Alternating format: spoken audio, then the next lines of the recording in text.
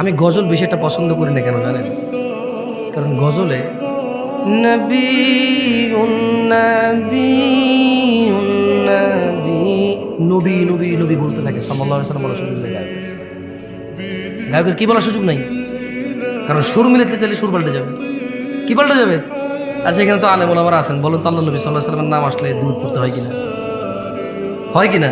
নাকি গজলে মাপ আছে, গানে মাপ আছে, ওয়াজে মাপ আছে, বৈঠকে মাপ আছে, ঝগড়ায় মাপ আছে? না, আল্লাহ নবীর নাম আসলে আলাইহিস সালাম মিনিমাম কি বলতে হবে? আলাইহিস সালাম মিনিমাম কি? ধরেন সাল্লাল্লাহু আলাইহি ওয়াসাল্লাম, অনেক বড় হয়ে যায় না?